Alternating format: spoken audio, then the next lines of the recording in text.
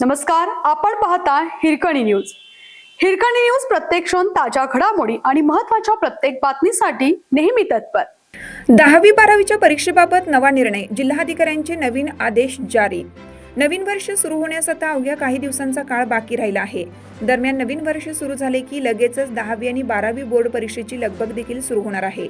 खरे तर महाराष्ट्र राज्य बोर्डाच्या माध्यमातून आधीच 10वीचे आणि 12वी बोर्डाच्या परीक्षेचे वेळापत्रक जाहीर करण्यात आले आहे. या वेळापत्रकानुसार 23 जानेवारी 2025 पासून इयत्ता 12वी वर्गाच्या बोर्ड परीक्षा सुरू होणार आहेत. यामुळे विद्यार्थी सध्या अभ्यासात गुंतलेले आहेत.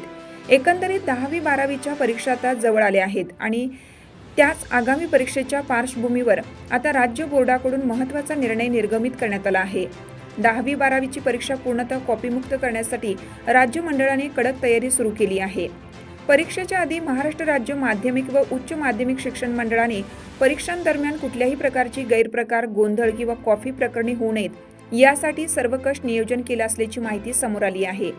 याद्वारे विद्यार्थ्यांची शैक्षणिक प्रामाणिकता जपण्यासाठी आणि पारदर्शक परीक्षा प्रक्रिया सुनिश्चित करण्यासाठी अनेक कठोर उपाययोजना अंमलात आणल्या जात आहेत. या नव्या उपाययोजनांनुसार आता राज्यातील सर्व परीक्षा केंद्रांना आता वॉल कंपाऊंड असणं बंधनकारक करण्यात आलं आहे. ज्या केंद्रावर कंपाऊंड भिंत नव्हती किंवा ती तुटलेली होती तिथे तातडीने भिंत उभारण्याचं किंवा पर्यायाने तारेचे कुंपण करण्याचे निर्देश देण्यात आले असून अनेक ठिकाणी त्याचे काम पूर्णत्वाकडे गेलं आहे. यासोबतच प्रत्येक परीक्षा कक्षात CCTV कॅमेरे अनिवार्यपणे बसवण्यात आले आहेत. ज्या केंद्रांवर हे कॅमेरे उपलब्ध नव्हते तिथे नवीन कॅमेरे बसवण्याचे आदेश आधीच देण्यात आले आहेत.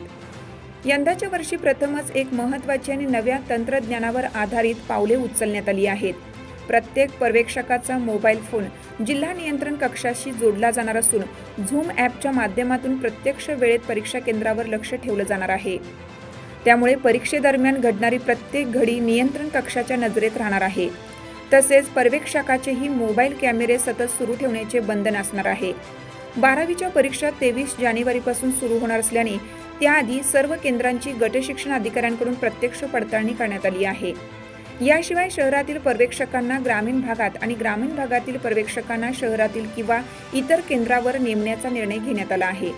ओळखीच्या शिक्षकाचा परीक्षेवर परिणाम होऊ नये, विद्यार्थ्यांवर काटेकोर लक्ष ठेवता यावं आणि पारदर्शकता वाढावी हा या निर्णयामागचा हेतू आहे. राज्य शिक्षण मंडळ, जिल्हाधिकारी तसेच शिक्षणाधिकारी या संपूर्ण प्रक्रियेवर सतत लक्ष ठेवून असून यंदाची बोर्ड परीक्षा पूर्णतः कॉपीमुक्त आणि निर्भळ पार पडण्याचा निर्धार यंत्रणेने व्यक्त केला आहे. विद्यार्थ्यांनी नियमानुसार परीक्षा द्यावी आणि पालक व शाळांनीही प्रशासनाला सहकार्य करावे असे आवाहन करण्यात आलं आहे. आपल्या हिरकणी न्यूज चॅनलला लाईक करा, शेअर करा आणि सबस्क्राईब करायला विसरू नका आणि रहा अपडेट.